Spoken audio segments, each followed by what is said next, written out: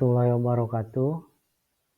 Perkenalkan, saya Rifki Rahmatullah S.Kepnes, peserta pelatihan dasar CPNS tahun 2022, Angkatan 5 NDH 12 kelompok 3, yang penempatan di Puskesmas Leuwi Munding. Saya akan mencoba memaparkan hasil pembelajaran dari analisis isu dan gagasan kreatif mewujudkan smart governance, di mana kita akan mengidentifikasi masalah yang ada di puskesmas, kemudian kita deskripsikan, kita ambil 6 isu dan kita deskripsikan. Yang pertama, belum optimal penyimpanan alkes di IGD, di mana penyimpanan yang dilakukan masih belum sesuai dengan yang semestinya. Untuk penyimpanan alat harus disesuaikan agar mempermudah dalam pengambilan dan pemakaiannya, sehingga untuk penanganan terhadap pasien dapat cepat. Yang kedua, masih rendah kesadaran tingkat kedisiplinan sebagai ASN. Masih ada pegawai yang tidak disiplin dalam menaati aturan, khususnya pada aturan jam kerja, baik berupa masuk kerja ataupun pulang kerja. Dan ada hal juga yang ketidakdisiplinan dalam melakukan apel pagi, sehingga dapat mempengaruhi jadwal pelayanan. Yang ketiga, belum adanya petugas instalasi CSSD. Masih belum adanya petugas khusus untuk instalasi CSSD, sehingga alat yang sudah digunakan banyak yang tidak terawat. Yang keempat, belum optimal penginputan data berobat jalan pasien melalui e-puskesmas. Penginputan melalui sistem e-puskesmas sudah dilakukan, namun masih perlu adanya perbaikan lagi dalam penginputan data di BP. Hal ini ditunjukkan dalam karakteristik Smart ASN, yaitu dapat melakukan pengoperasian IT. Yang kelima, belum optimal pemeliharaan alkes di IGD. Belum tertatanya penempatan alkes di IGD menunjukkan bahwa masih harus ditingkatkan lagi pemeliharaan alkes di IGD agar memudahkan pemakaian dan perawatan nantinya. Yang keenam, belum optimalnya penggunaan inform konsen. Masih jarangnya penggunaan inform konsen secara tertulis dalam melakukan setiap tindakan di IGD, itu akan menjadi perlindungan hukum baik bagi kita sebagai tenaga medis ataupun bagi pasien.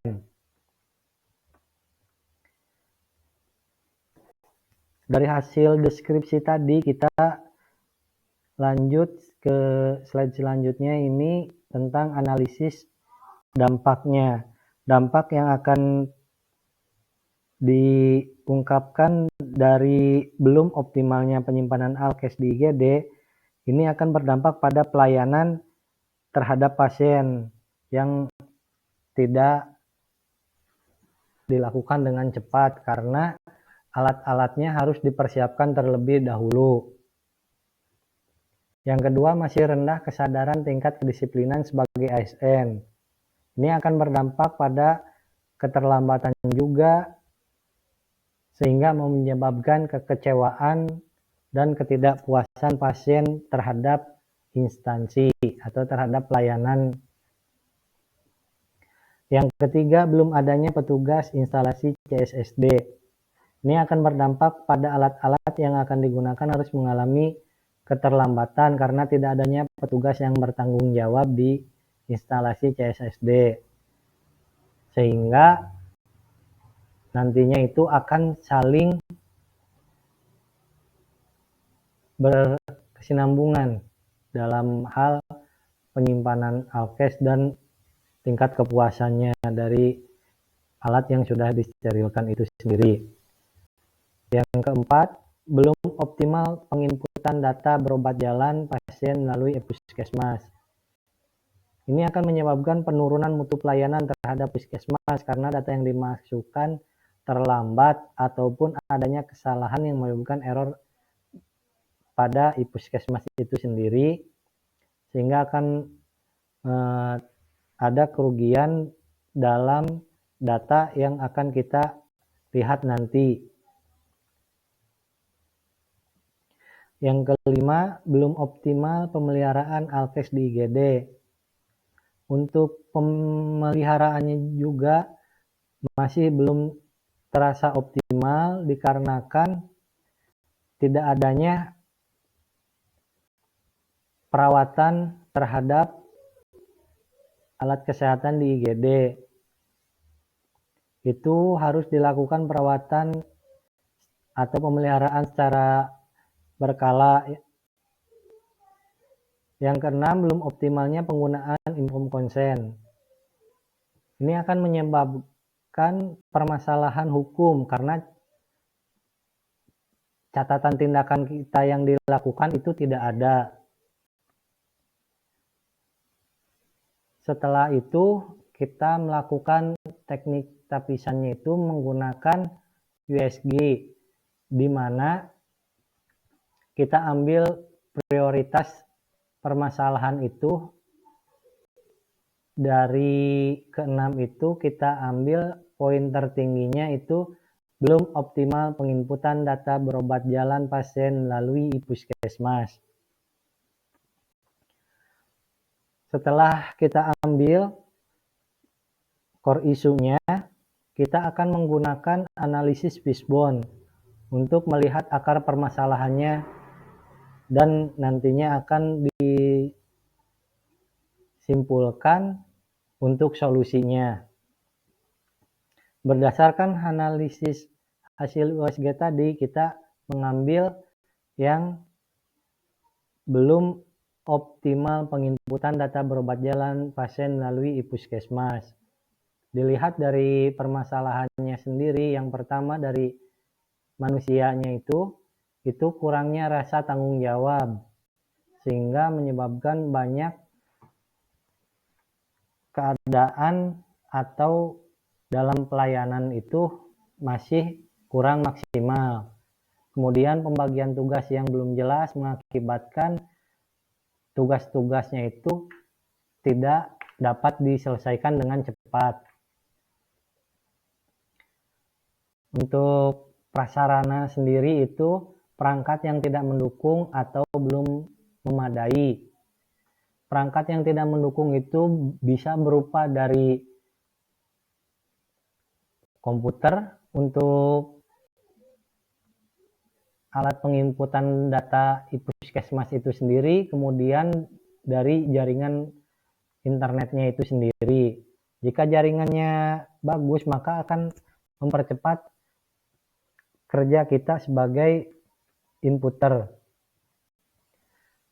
dan bisa melakukan kegiatan yang lainnya setelah selesai.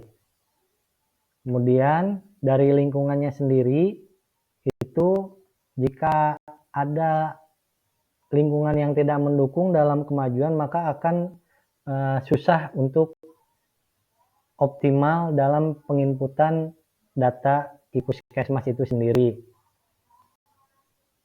Yang keempatnya itu dari metodenya, yaitu kurangnya sosialisasi tentang puskesmas, sehingga dalam pelaksanaannya itu masih ada kesalahan tentang penginputan data puskesmas itu sendiri.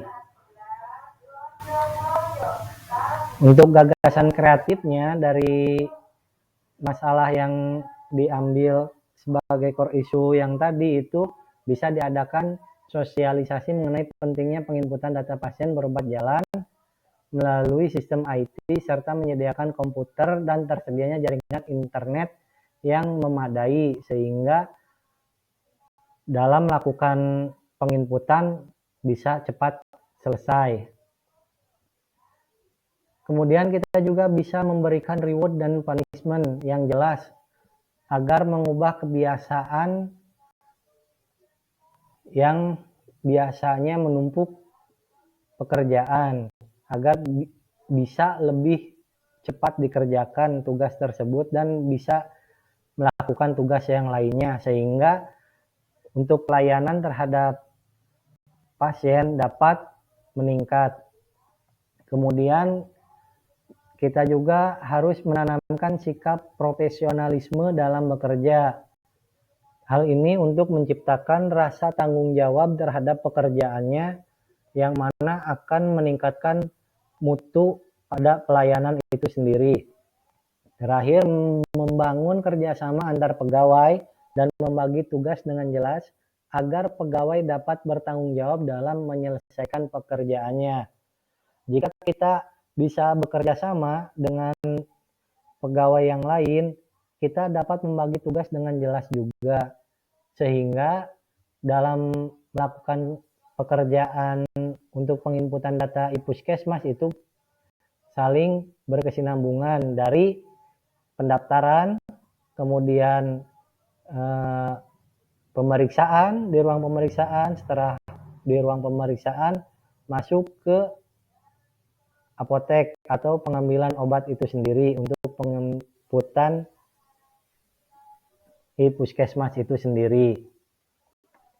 Mungkin itu saja penjabaran dari saya, kurang lebihnya mohon maaf. Billahi taufiq wal hidayah. Assalamualaikum warahmatullahi wabarakatuh. Terima kasih. Jabar juara BPSDM terpercaya Majalengka Raharja.